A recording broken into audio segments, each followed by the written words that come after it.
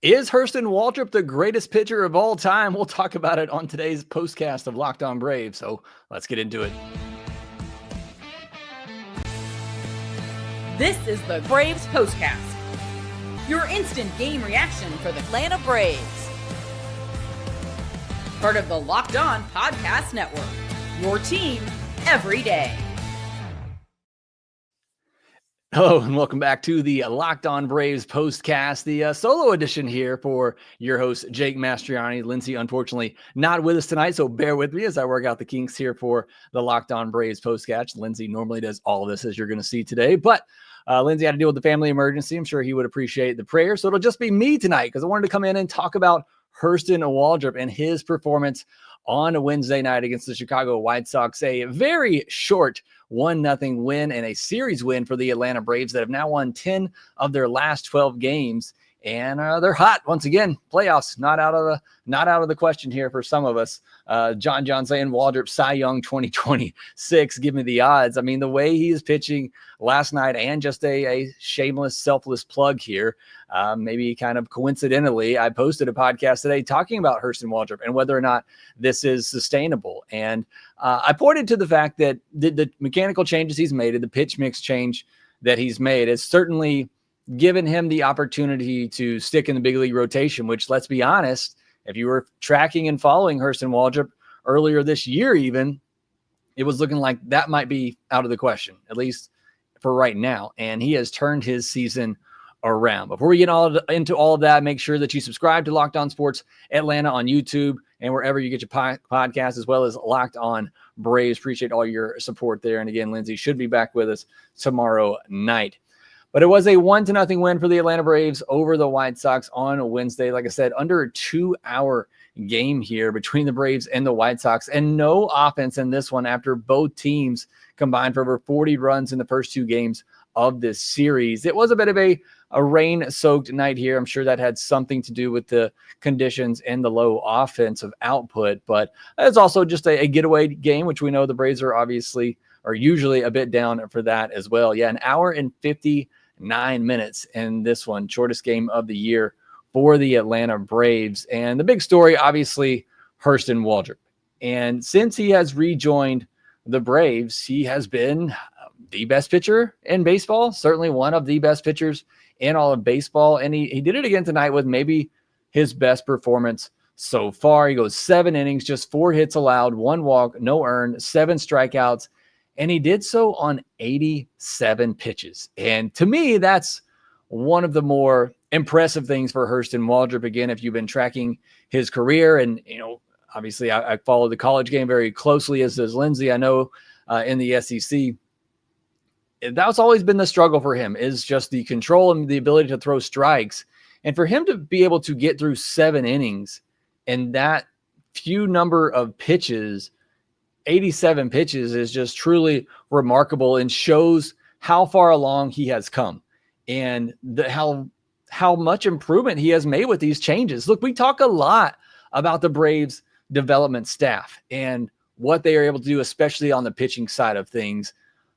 This might be one of the best turnarounds that this staff has made. I am telling you, you can go back and listen to the podcast, and it's not just me. It was pretty much everybody that covers this team was talking about, man, you got to move Hurston Waldrep out of the rotation. You got to put him in the bullpen, see what he can do there. It's an absolute train wreck in the rotation right now.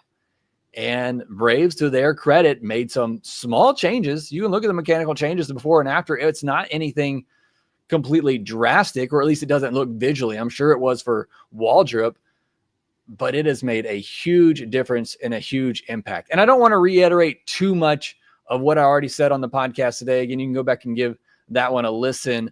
But I will say one of the things I talked about is that these mechanical changes and these pitch mix changes, those are great. And they're definitely a big reason why he's had the turnaround right now. But the biggest thing in my mind, and where I kind of started out the postcast here, is that it's allowed him to throw strikes and throw strikes in the zone. It still is control over command. Even tonight, you watch some of his pitches. I mean, it's a slider up, it's a splitter up, and then it's a great slider down and a great splitter down. It's still heavily inconsistent, but it's it's inconsistent in the strike zone, if that makes sense. And the pitches are so good and have so much movement, especially now that he's moved away from the four-seamer. It's hard for hitters to square that up. So it's just truly remarkable. Again, the mechanical changes are great. The pitch mix changes are great, and they definitely play into this. But for me, more than anything, it's just been his ability to throw pitches in the strike zone, I think, has made the biggest difference for Hurston Waldrep in part of this change, along with everything else that we talked about. He threw 53 pitches in the strike zone in the outing tonight, 34 pitches outside of the strike zone. I mean, you would have looked at that for Hurston Waldrep at the beginning of the year or even last year, and more often than not, you were seeing him throw more pitches outside of the strike zone than in. And tonight he threw 53 pitches in the strike zone and only 34 outside of the strike zone. And it's just been a huge improvement for Hurston Waldrep. You got to give the Braves the staff, a huge credit for that. Kenneth talking about the two-seamer. That's been a big difference for him as well. Only threw it 9 times on it. He really leaned into the splitter. It's really the first time, at least that I can remember in his 4 outings since coming up, that he's really dominated with one pitch. Obviously, he used a lot of them. And baseball savants really had trouble picking up his pitches. I think part of it just because they are kind of sporadic and inconsistent with where they land. But they got him throwing 35 splitters, 18 curveballs, 11 cutters, 9 sinkers, 2 seamers, same thing, 9 sliders, and only 5 four-seam fastballs. And that's just kind of a wild split for Hurston Waldrep if you followed him at all in his career, when it was mostly just four-seam split slider, to see him being able to incorporate different fastball shapes now. And it's really made all of his other pitches that much better. You look at the splitter, which has always been his best pitch, and he led with it tonight. 8 whiffs on 21 swings at a 38% whiff rate. His CSW percentage, which is what I talked about last time that he pitched, which was so impressive, 32% CSW percentage tonight. That's called strikes plus whip. Anything over 30 is really, really good. And so he did that once again. 30% whiff rate just overall is fantastic with 14 called strikes. Only 4 hard hit balls again, so wasn't giving up a lot of hard contact. Just really impressive stuff.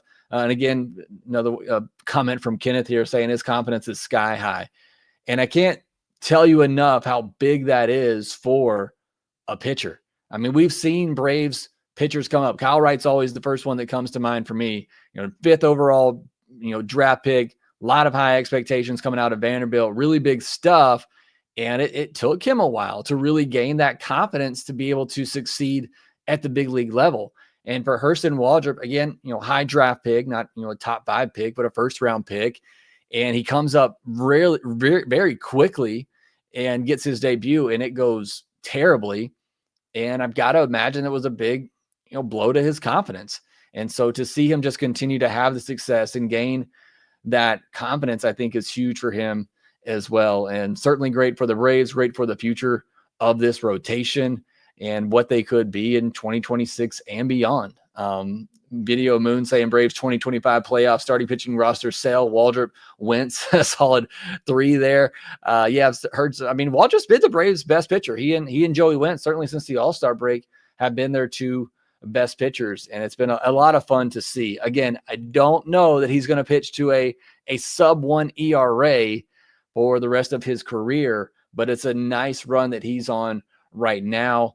I talked about this too, or I'm going to talk about this on a podcast that comes out tomorrow, where we discuss Drake Baldwin's Rookie of the Year case, and the fact that, who could be, or I guess I talked about it earlier this week. I've done so many podcasts this week. Who could be that next Rookie of the Year candidate?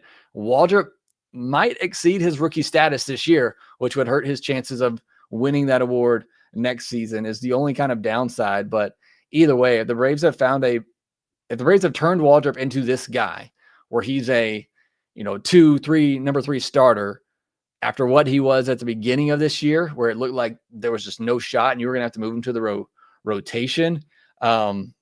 It's a huge win, even if he does lose that rookie status and loses the chance to get Rookie of the Year next season. John says, let's not get crazy. Someone sub-1 ERA, it's probably 1.5. And maybe you're right. Maybe it is more of just a 1.5 ERA for Hurston Waldrep when this regression eventually hits. But it has been a lot of fun to see him pitch and see the run that he has gone on. The rest of the bullpen obviously shutting it down. Pierce Johnson, a really quick inning. Iglesias, as the rain got heavier, he's pitching quick, just 8 pitches. Was able to get through the 9th inning there. So great work by the bullpen as well. But the story of the night, obviously, Hurston Waldrep, the run that he just continues to be on. Not a lot to talk about on the other side. Not a ton of offense for the Braves in this one. In fact, their only run came part of a gift from the White Sox. We'll get into that here next.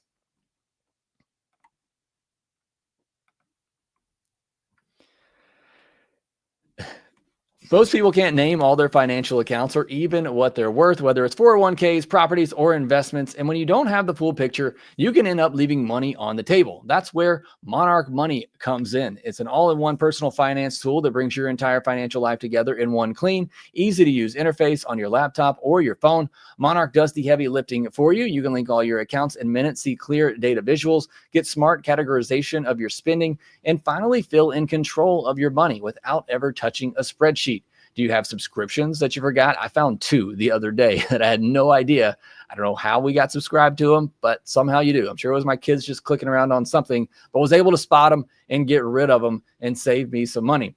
And Monarch Money also helps budgeting for couples. Me and my wife getting ready to go on our 10-year anniversary trip because we are in control of our finances and we know exactly where all of our money is going. Don't let financial opportunities slip through your cracks. Not through your cracks, through the cracks. Use code LOCKEDONMLB at monarchmoney.com in your browser for half off your first year. That's 50% off your first year at monarchmoney.com with code LOCKEDONMLB. Lindsay's going to kill me for that one, but I got another ad read for you that hopefully will do a little bit better on here, and that's 5-hour energy transfusion. You need that boost. I need that boost right now. I am running on very low energy, and it's time to fuel up and turn it up with 5-hour energy transfusion. This grape, ginger, and lime flavored shot brings the iconic taste of a golf course favorite to a non-alcoholic boost, perfect for sinking birdies or making great memories with friends. It's a hole-in-one for your energy game, whether you're out on the course or just need a little extra push to power through your day. 5-hour energy transfusion delivers the clubhouse flavor you love without ever leaving the green. Golf is all about good times with good people and good flavors. The grape ginger lime flavor of 5-hour energy transfusion gives you the best parts of your clubhouse go-to without leaving the course or having to chase down the bev cart. Now you can amp up the fun even more. Just buy, snap, and enter for a chance to win a dream golf trip for 2 to any golf tournament in the USA outside of the Masters. Tee up that trip. Visit 5hewin.com for full rules and entry. No purchase necessary. Excludes the Masters tournament, and this offer ends October 31st, 2025.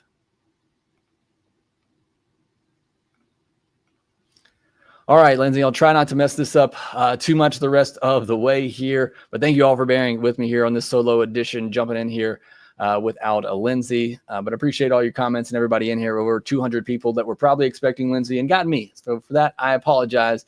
Well, let's talk about the offensive side of things, where there honestly wasn't a lot to talk about tonight, but it's okay because the Braves won and they did it quickly, beating out the rain. It was the only run tonight came on an error thanks to the White Sox, which we will definitely take. Ball hit by Ozzie Albies, scoring Marcell Ozuna, who had a double previously in the inning. But you look at it tonight, 1 run, 4 hits, no walks from the Atlanta Braves. I didn't have my research team look this up beforehand, but there can't be too many games this year where the Braves had no walks. A team that has walked a ton this year, and they have no walks tonight. 7 strikeouts, 1 extra base hit, that double by Ozuna. 0 for 3 with runners in scoring position. They hit into 2, or they turned 2 double plays on the defensive side of things, but not a lot happening offensively for the Atlanta Braves. Acuna with the hit, Ozuna with the double, and Nacho Alvarez 2 hits. I talked about this on the podcast. Austin Riley still dealing with that abdominal issue, going to Philadelphia for some more testing there for a possible hernia. Hate that, obviously, and want to see him get back and healthy, but it does give us more of a look at Nacho Alvarez, and just seems to be getting better. The average up to 247. It is just a 639 OPS right now, but hey, that is 8 points higher than what Ozzie Albies has, and nearly 100 points higher than Nick Allen. So it's been impressive to see what Nacho Alvarez has done. And again, not a great night offensively for the Atlanta Braves, but they were able to get the win. And the offense has been great lately. They deserve a night off, and it's good when you can have a night off and still win.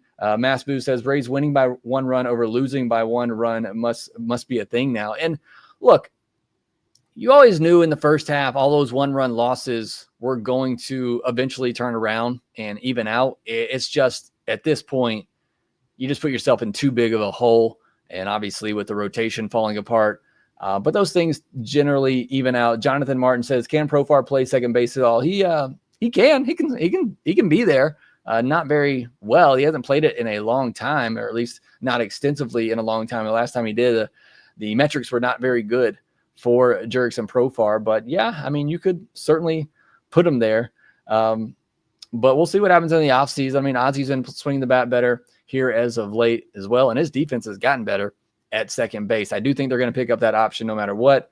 Just really doesn't make sense to decline it based on the money.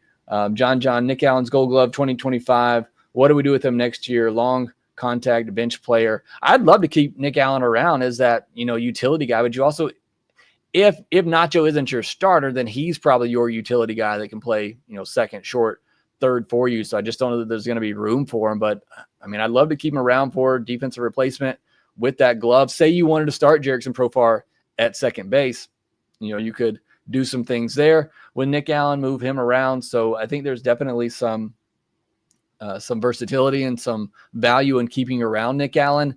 But I just don't know that you can go into a season next year as great as he has been defensively with a guy that has a 550 OPS for you. I mean, that is just a really huge hole in your lineup. Trip Bishop, Matt Olson, Gold Glove 2025. He better, absolutely. Matt Olson, it was reported too that he's dealing with an injury, but as you would expect, not coming out of the lineup. We'll see if that streak comes to an end. Sticker said it looks like it's something that he can play through, but he is certainly currently dealing with an injury, but hopefully nothing major there. All right, that will do it for this postcast episode. Again, apologies for not being Lindsay and not being as smooth with the transitions as he is on the postcast, but wanted to come on here and talk about Hurston Waldrep and his great performance and what he has been doing here lately. Make sure you're subscribed on Locked On Sports Atlanta, subscribe to Locked On Braves, all those fun things. Thanks so much for joining me here on this postcast edition of Locked On Braves, and we will talk to you next time.